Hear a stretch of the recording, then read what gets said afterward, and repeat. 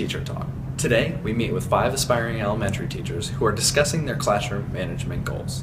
1/3 of new teachers leave the profession during the first 3 years, and almost 1/2 of teachers leave within the first 5 years.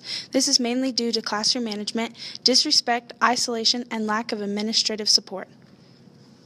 More than 1/3 of individuals prepared to teach never enter the profession.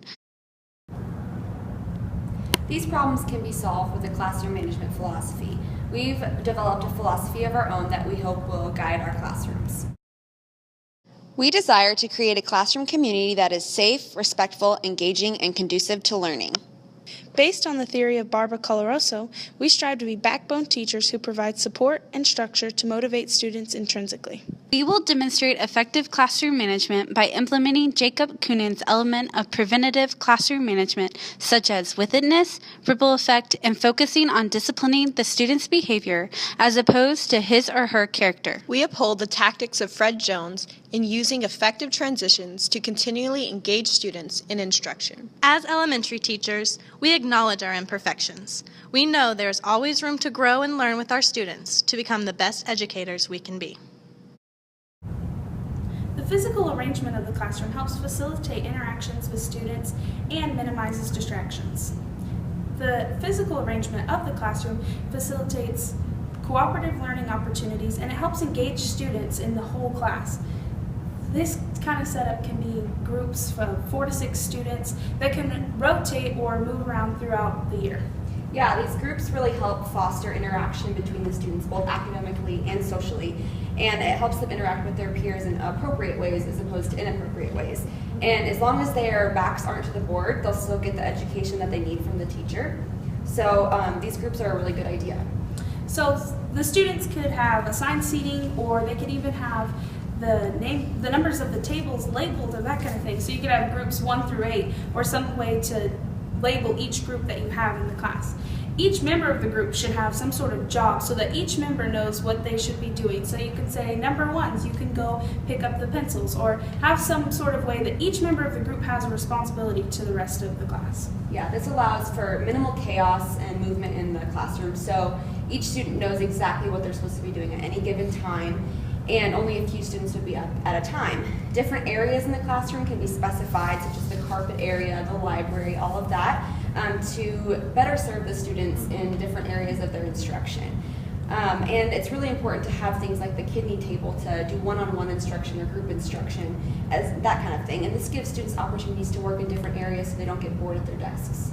It's also important to have clear pathways and what places that the teacher can move about the classroom that's not cluttered, so that she can see all of the students and interact with each student. In addition to monitoring what students are doing, it's important for us to have a witness. This is our awareness of what's going on in all parts of the classroom at all times. We're constantly walking around the room and being facilitators of learning, and this really creates proximity between us and our students. Informal assessments are also really important to monitor understanding as lessons are going on. We could do whiteboards, thumbs up, thumbs down, exit passes, anything like that. And Jacob Kunin's preventative classroom management theory really highlights this witness. Teachers have lost 50% of their instruction time in the classroom, and the way they can stop this is by being prepared, by having bell work posted on the board before the students even walk in the door. And something that teachers can also do is greet the students as they're walking in the door. This will provide for a great interaction with the students from the beginning to throughout the end of the day. They can also play music in the background while they're transitioning from subject to subject. Yeah, another good transition would be like counting down from 30. So the students can hear the teacher counting and they can make their way to wherever they need to go while hearing her count down. Another good transition would be brain breaks, and we all love brain breaks.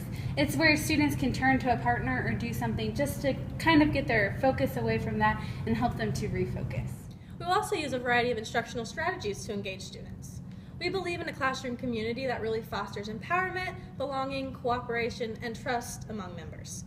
One part of our community will include creating class jobs. We might pull popsicle sticks out with students' names on them that would delegate jobs, such as paper distributor or line leader. These jobs really instill responsibility in students and help them be accountable for keeping their classroom a safe and clean environment. And it really also teaches them social skills as well as a class meeting would, and where they are part of making choices for their classroom. That really instills autonomy in the student. Yeah, we hold to Alfie Kohn's theory on intrinsic motivation. Yeah, and we also really like the idea of Craig Saganti's idea of establishing a safe and calm and purposeful environment for the students to work in. So we have to be prepared with our class lessons and our routines in order to help students perform to their best abilities. We have to have a can-do attitude for our students and set realistic expectations for them. Barbara Colaroso establishes the backbone teacher who provides support and structure and motivates her students. The students need to be held to high standards, but they need to be realistic. Yeah, if you don't hold your students to high expectations, they'll revert to laziness and they won't do the work. You should celebrate incremental successes. You should avoid the "I'm dumb" statements, and you should just emphasize different learning styles and different strengths and weaknesses in the classroom. Students need to feel like it's okay to be different and it's okay to learn in different ways. Henley states, procedures are routines that facilitate communication and enhance a sense of togetherness among teachers and students. So, rules should be set in place from the very first day of school. Teachers should really emphasize that. And they should concentrate on how behavior should change by modeling the behavior that the students should emphasize. They should not focus on punishments. Focusing on the positive rather than the negative behavior should show the students what they're doing and what they need to do. Punishment might temporarily stop a behavior, but it does not teach new behaviors. We also establish procedures for getting up and leaving the classroom, so students can get 2 or 3 extra bathroom breaks a day. They have to take the gender-designated hand sanitizer and place it on their desk, and then go check off one of their spaces on the clipboard. And then that way they're held accountable for how many they actually get. And also, pencils need to be sharpened before school. Each student gets 3 pencils, and whenever they have a dull pencil, they place it in the dull bucket. And when they need a sharpened pencil, they pick up that pencil. So, yeah, that's a really good idea, and especially with minor issues such as getting a tissue, that kind of thing, they don't need teacher permission. Just let them get up and get a tissue. It'll be more disruptive if you allow them to raise their hand and ask you. When you're talking in the classroom, it's important to have rules as to what your voice level should be. Students should know the differences in each activity and what their voice level should be. There should be a 0, which is a silent. There should be a 1, which is like whispering to a neighbor, one person. 2 should be low voices in a group. 3 would be a normal talking voice. 4 would be your recess voice. And 5 should be a level that the students are never at. It's never acceptable. Developing these rules together will cause the students to be more able to follow the rules, and they'll be more ready to follow the rules because they had a part in the process.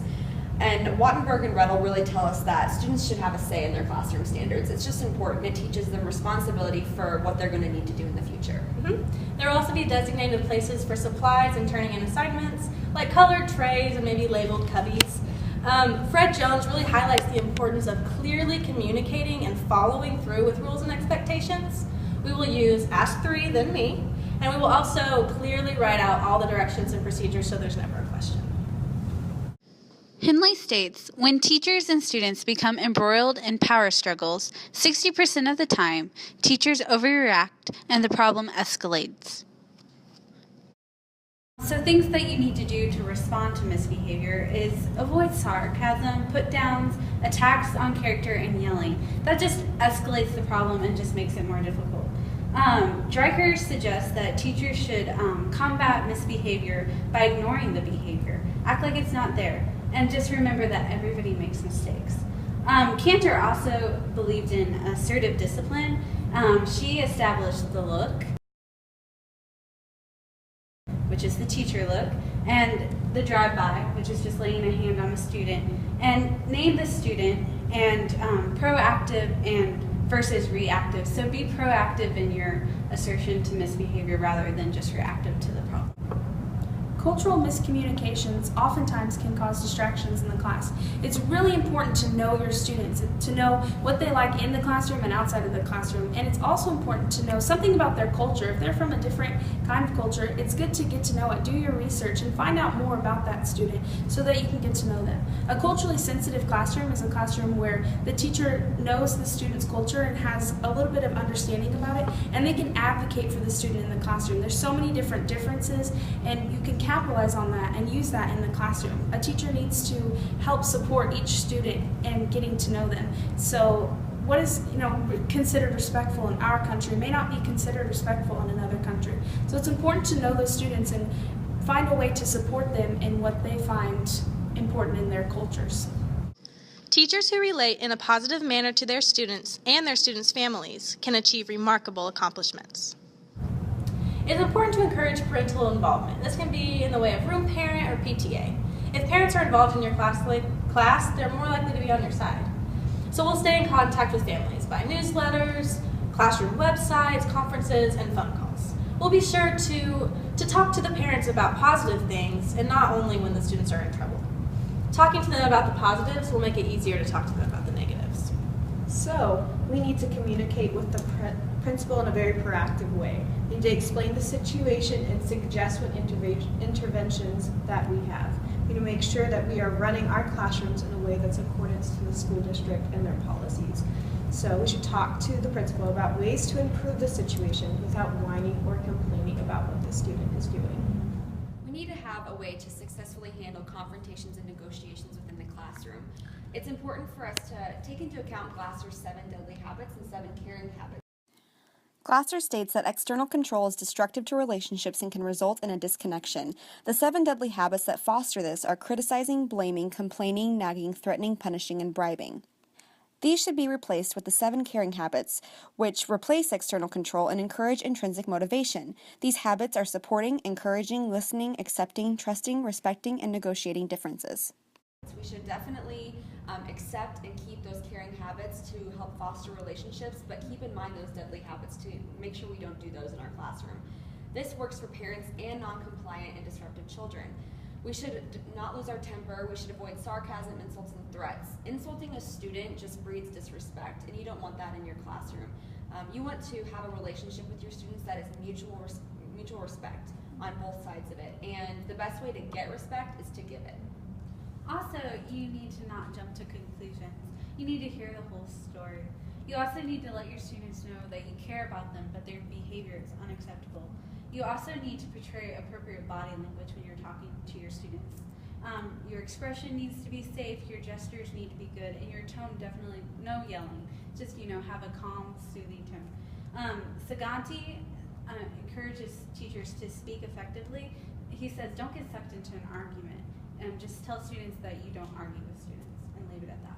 This is our list for dealing with disruptive students. 1. Take the student aside to talk. Don't embarrass the student, and don't let it disrupt your teaching. 2. Don't yell, stay calm. 3. Explain why you're upset and make sure they know what the problem is. 4. Focus on the behavior and not the character of the student. 5. Explain the consequences. Remind them of the rules that have been in place since day 1. 6. Focus on what the student should be doing instead of what they shouldn't be doing. 7. Follow up by acknowledging good behavior. Hayim Gano also discusses removing you statements when you're talking with a child about their misbehavior. By not putting your disappointment on the student and rather putting it on their behavior, you're focusing more on what needs to change and not what they're doing as a student. So it just keeps their character intact and focuses more on what you need to change. So it's so important to have a backup plan when you're dealing with non-compliant and disruptive students, because as soon as you notice something is happening, you can think of a way, being proactive, a way to restructure your classroom management plan to help those students. You shouldn't ever lower your expectations of any student, but you need to be flexible in what you have established in order to help each student, because some students have different needs than other students.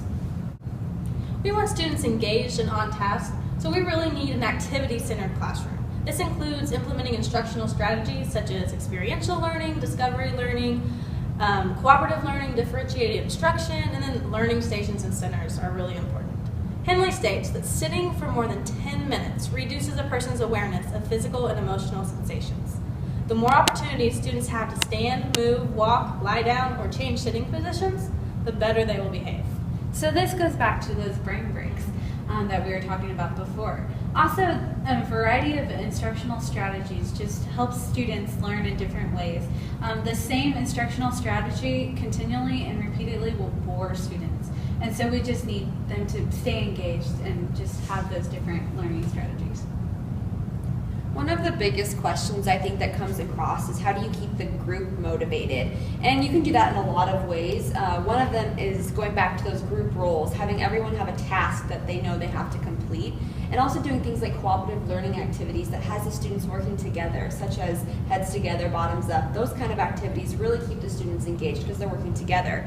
Everyone has a role, everyone is an equal. Wattenberg and Rettel also discuss how dealing effectively with group behavior means that you have to understand the group dynamics. You need to know how they developed and how those things affect their student behavior. And those things include making note of the scapegoats, the leaders, the followers, the class clowns, and the instigators. Knowing these things will help your classroom run more efficiently. Responsible behavior is self-directed and is characterized by the ability to make socially appropriate choices, care for others, and be accountable for personal action. So it's important to teach students empowerment, and we want them to become, self-managers. And so empowerment means that you're providing students with opportunities to make decisions and take hold of their own learning. We want to teach them autonomy, which is a powerful motivator because it motivates them intrinsically to do something, to do their work, to get their work done, and to be responsible in the classroom. Fred Jones says that if you keep students actively and purposefully involved in lessons, you enable them to follow directions on their own because they're already involved and they're already engaged in what you're saying. You don't have to repeat a million times. They want to do that activity and they want to be involved in their learning. Classroom management is an essential part of running a classroom. Without classroom management, academics would not occur. Anyone can teach, but without classroom management, no one can teach anything. Thank you for joining us on Teacher Talk. Join us next week as we discuss the benefits of outdoor recess. See you next time.